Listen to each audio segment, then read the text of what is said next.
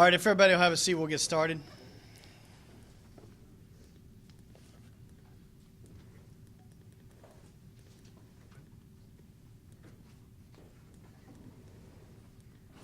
Everybody good back there?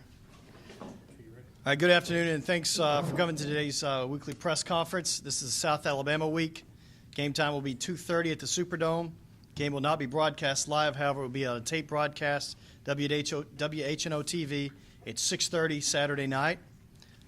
Just a couple notes. First, our own Devin Walker will be the featured subject on ESPN Game Day this Saturday. Not sure what time yet. ESPN's working with me to give me the exact time when that feature will run, and I'll get that out to everybody. But just wanted to let you guys know. Also, if you haven't gotten me your credentials or need passes or anything, I know we have some new people here. Just let me know. And I'd like to introduce our head coach, Curtis Johnson.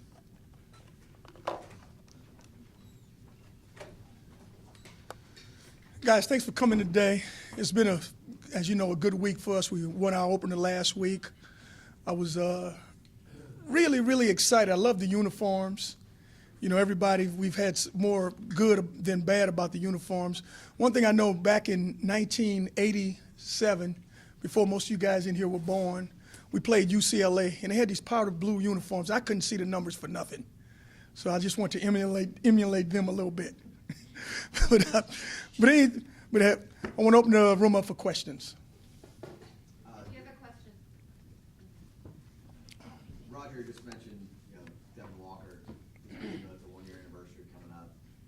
His impact on Thursday night and coming to the opener, and then kind of what he means to you guys. What effect will he play at home games, and is he going to be there every week? I'm gonna try to get him as much as I can. Home games, road games, whatever we can do.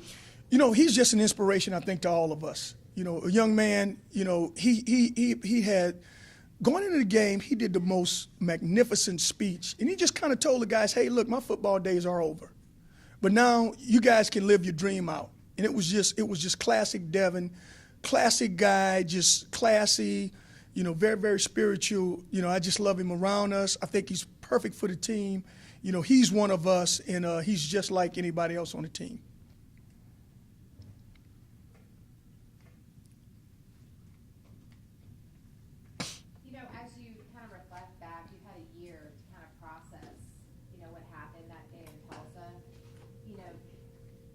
What strikes you a year later as you think about that moment in that game and the whirlwind that kind of came after? Well, I think this, and what strikes me the most about reflecting on it is there's something bigger than football. Football, it's a large part of all our lives here, but this young man's life, how his life changed, and then how courageous he is. Just what he does daily. It's just. You can't fathom what him and his family goes through all the time, and sometimes it's heartbreaking, but sometimes I rejoice because he's so positive. Coach CJ, talk about Nick Montana. You got to see the tape now. You got to digest everything. What did you like from him, and what are some things that you think he definitely needs to improve on? We're going to improve as a team on deep balls. And I thought we left a lot out on the field. I just thought we should have connected on more. It wasn't all Nick's fault, the receivers, the blocking. It's just a variety of different things we got to improve on. But I really liked how he took command of the huddle. He got us into the right checks. Like I say, he can ad lib. He can make some stuff happen that, we probably wouldn't have happened. He makes our offensive line look better already. So, I really like what Nick's bringing to the table. He picked up the blitz real well. So, he's doing some things, and he'll get better and better each week. Is it difficult? This is another team that you're not quite sure the quarterback situation going in. I think you had the same issue last week. You didn't know who was going to be playing. How do you focus on one particular guy? I mean, does the offense sort of change between their number one and number two guys? Well, I think this, for them, I know they got the two guys that they're playing. I think we got to kind of split the plays up of what they like to run. I like that the kid that wears jersey number 2. He's more of a drop back. He's a thrower. He moves the team. But this number 7 can really spoil our day because he's a runner. He loves to run with the ball. So we just got to, when they're in the game, we just got to plan differently for each of those guys.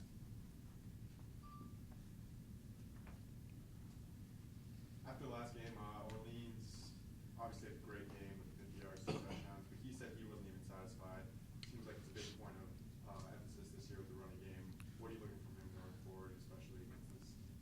Absolutely. You know, I think one thing that we were poor last year in the running game, and I think we got to challenge our offensive line. We got to challenge those backs. We got to run.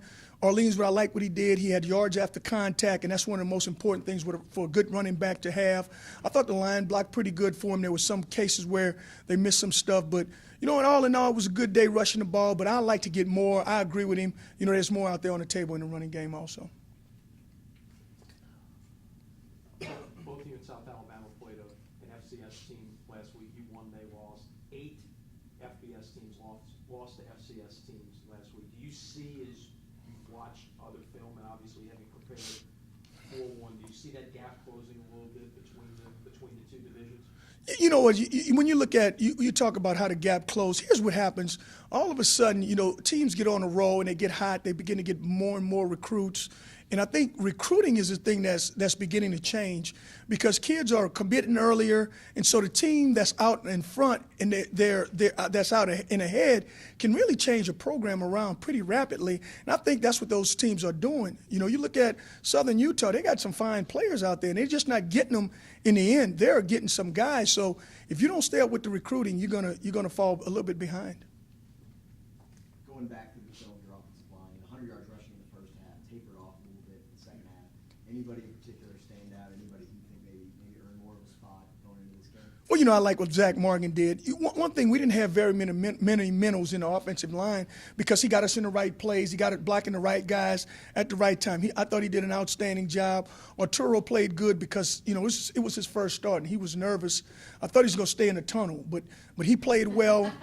You know, it didn't look like he wanted to come out, you know, but he really played well for a first-time starter, you know, and that defensive end was a pretty good player that he played against. So I thought those two guys probably were standouts. Chris Taylor, again, you know, he played, you know, about half the snaps, and, you know, I thought he played with a lot of emotion. He made some minnows, but he played hard.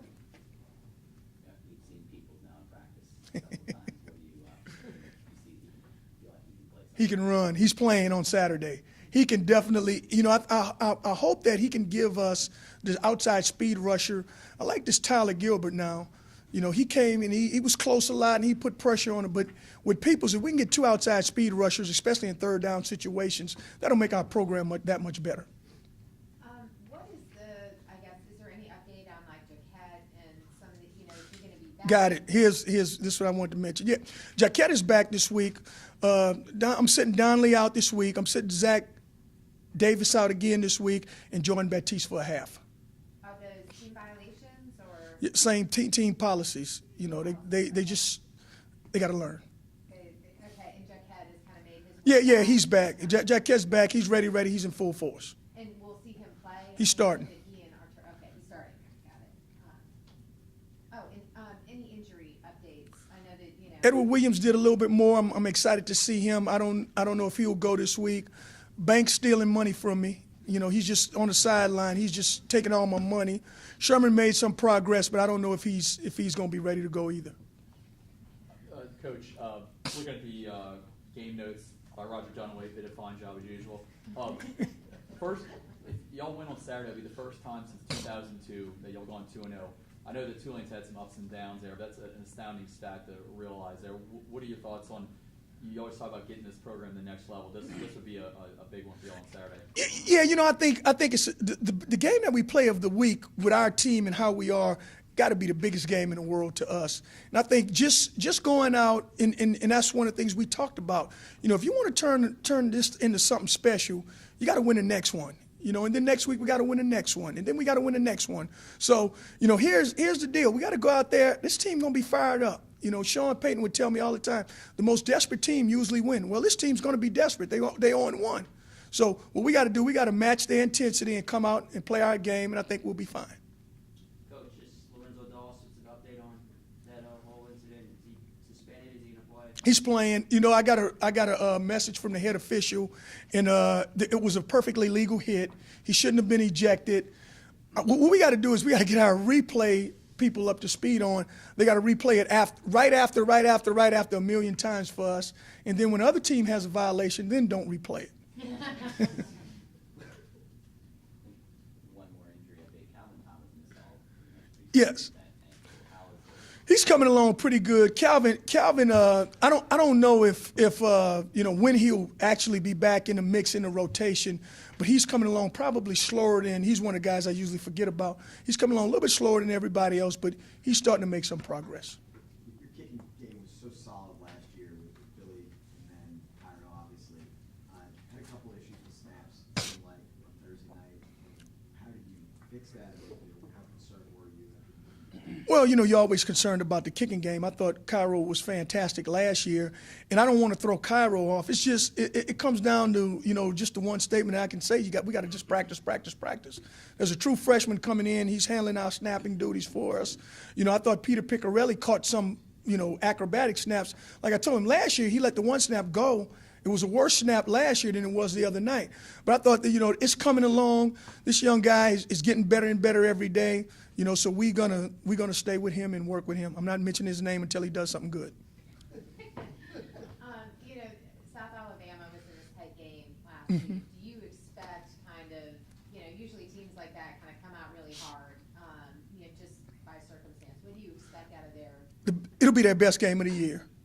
It'll be their best game. They're gonna bring. They're gonna if they can play with 15, they will, because they're gonna be everywhere. They're gonna be flying around. They're gonna be fired up. We just got to withstand the initial assault and then just continue to play our game, and I like our chances against them.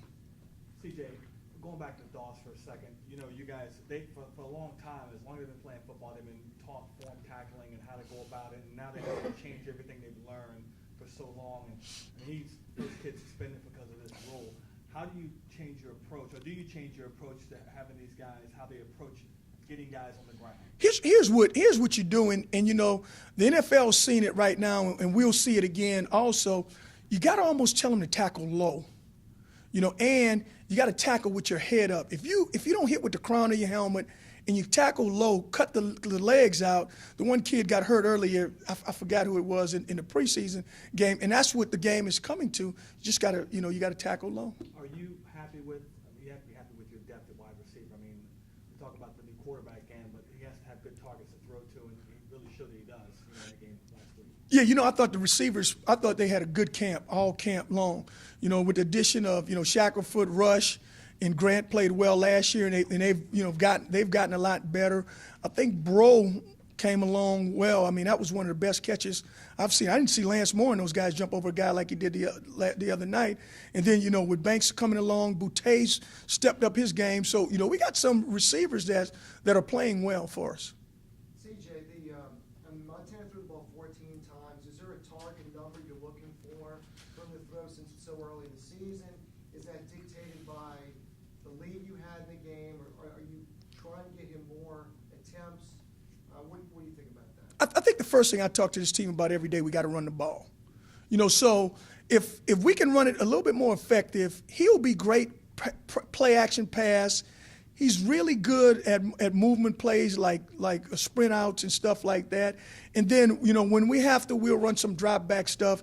But I like a 50-50 balance. I'm glad that we ran the ball and we ran it better. Now we got to run it even better this week. Another thing about the receivers, did you find when you came here last year, did you find the guys getting overly excited the fact that your specialty in the pros was getting wide receivers, the best out of them, making them Pro Bowl players like that? And now, you know what I'm saying? Maybe now these Right. kids see you as a guy that can help them get to that next level. We know Grant is probably going to be a pro guy, but then Shackelford, these other kids that are coming behind you. Well, here's the thing that happened with the receivers. I think they probably took it the other way because Grant was in my doghouse for a large part of last year. Shackelford couldn't do anything right. I wanted to run Rush out of here. So it was just me being so hard on them. I think they've gotten better. They understand that the reason why I was hard on them because I want them to be great. And now they're beginning to get better and better and better. And Keith Williams has done a great job with them. When you looked at the final box score and you saw the yards for each team last week, and you saw statistically, they gained pretty good on the defense, and you guys, made turnovers at important times. But I'm just wondering whether you were concerned by them outgaining you. Well, I'm not really concerned about them outgaining me as much as getting off the field on third down. I thought their third down percentage was 50%, and I thought that was a no-no for us. And, that's something that we're going to address. And we didn't do much stuff on third down to them last week. So we're going to probably mix it up a little bit more this week, and you'll see a couple different looks, and so we'll be a little bit different. You're able to get more complex now. I mean, you have so many new faces in there, particularly in the ends. You're able to kind of. Yeah, well, you're trying to get my game plan now, but yeah, we're going to do some things different, like I said before, just some things different. The other thing is with Nick Montana Thursday, it seems to me like he was a little jittery and wasn't seeing the whole field. He was missing some wide open receivers at times. When you went back and looked at the film and really broke it down, was there as much of that as it seemed, or? No, it wasn't quite as much. The thing that left a bitter taste in my mouth, you're going to miss some guys. I just thought that the deep ball throws on receiver in wide receiver and quarterback was the thing that I came away from thinking, God, we got to address this. So when we get on the field, the first thing we do, we running deep balls. I'm yelling at them, deep ball, deep ball, deep ball. I'm yelling. So these receivers will be tired this week, but we got to complete those. And then the other thing is, every day you see something new behind you here with this stadium. I was just curious, kind of your thoughts on seeing it come to life. You know what? It's funny you said that. We'll have recruits in, and most people say, yeah, we're getting a new stadium. We're getting a new stadium. The first thing I do, I just walk them out on our balcony and say, hey, look, this is what we're doing. Because it's coming up. It's coming up quick. They're working like us. They're here. We're here. I hear the beating all the time. So but it's exciting. It's very exciting for us. With a longer week this week, 9 days, a short week next week, how does that affect your preparation as you look ahead to a conference opener and a road game on a short week coming up? With the extra day, what we did was we game planned stuff that will be effective for both teams. And so our game plan this week is a little bit longer. It's one of Sean Payton's tricks. And then what we'll do, at the beginning of next week, we'll begin to move stuff over to the next opponent. And even up until Friday night, we'll begin to just move stuff over for Louisiana Tech that we know we're going to run, stuff that we're good at. The game plans are just a little bit bigger this week. Coach, you used the gray uniforms this past week. Are there any more wrinkles we're going to see? I know the recruits love to see different wrinkles in your helmets and your uniforms. Are we going to see some other things in the upcoming future? Yeah, we're going to definitely do some things different. We like the uniform right now, and then once I get this uniform thing go over, we're going to get a couple more things in there. But right now, we're just going to keep it at the uniforms right now. I'm getting yelled at for the uniforms, but the uniforms are fine. I just don't like to get yelled at from everybody about, well, I don't like the uniforms. We'll get used to the uniforms. It'll be some other things going on. I don't want to give my secrets away because I'll get the email. This radio show this week, Ty, just be ready. So they weren't universally loved? No, not universally. It wasn't a unanimous decision. Let me tell you that. You just win. Don't forget about uniform. Exactly. Let's think about winning. Is there anything on the uniforms for Devin or?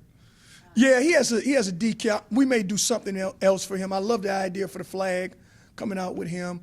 I couldn't do much better with the pregame speech. It was awesome. I almost cried, but we got his spot, we got his locker, had his jersey on him, so it was good. It was a good night for him. Any more questions? Thank you, guys.